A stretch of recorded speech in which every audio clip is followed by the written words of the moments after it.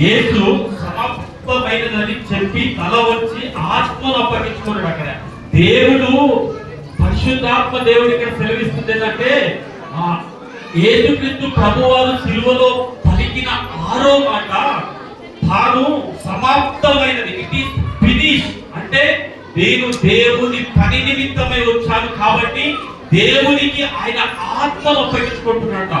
మనము కూడా మన జీవితంలో కూడా దేవుని సన్నిధిలో ఎప్పుడైతే యేసుక్రీస్తు ప్రభువారు కూడా తండ్రికి తన ఆత్మను ఏ విధంగా అయితే అప్పగించుకున్నాడో మనల్ని మనం సరెండర్ చేసుకోవాలి. ఎప్పుడైతే మనల్ని మనము దేవునికి మన ఆత్మను అప్పగించుకున్నప్పుడు మనం ఓడిపోతామా? అసలు ఓడిపోతాం. దేవుడు ఓడిపోయినా లేదు, ఆయన అత్యధికమైన విజయం చేసాడు. కల్వరి సిలువలో ఏ మానవుడు కూడా జయింపలేని పరిశుద్ధమైన గొర్రె పిల్ల యొక్క రక్తము ద్వారా నా పాపములు వధింపబడిన గొర్రె పిల్ల యొక్క రక్తం ద్వారానే మన పాపములు, సర్వ మానవాళి యొక్క పాపములు చిందించబడింది, రక్తంలో పవిత్రపరచబడింది.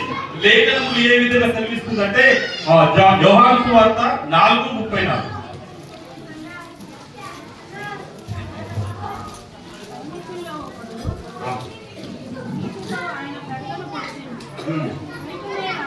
కాదక్క, యోహాను సువార్త 4:34.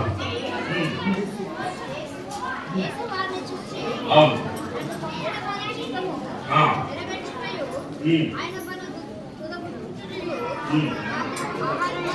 అవును. సో దేవుడు ఇక్కడ ఏం సెలవిస్తుడు? తండ్రి యొక్క పని నెరవేర్చుకోవడానికి, ఆహారము తినడానికి కాదు. ఈ శరీరము ఆహారం కోరుకుంటది, కానీ ఆత్మ ఏమంటారు? ప్రార్థన చెయ్యు, తండ్రి యొక్క పనులు చెయ్యు. దేవుడు ఇక్కడ ఆయన యేసుక్రీస్తు ప్రభువు కుమారుడు ఏం చేస్తున్నాడంటే దేవుని యొక్క పనుల నిమిత్తమై ఆయన ప్రతి గ్రామముకి వెళ్తుడు, ప్రతి పట్టణంకి వెళ్తుడు, ఎక్కడికి వెళ్ళిన సువార్తను ప్రకటిస్తుడు. నశించిపోతున్న ఆత్మల పట్ల భారం కలిగినాడు. ఆయన పనిగా ఎంచుకుంటున్నది, ఆయన పని జరిగించుకుంటున్నాడు. ఆయన వచ్చిన పర్పస్ ఏంటి, ఉద్దేశం ఏంటి, ఆయన నెరవేర్చుకుంటున్నట.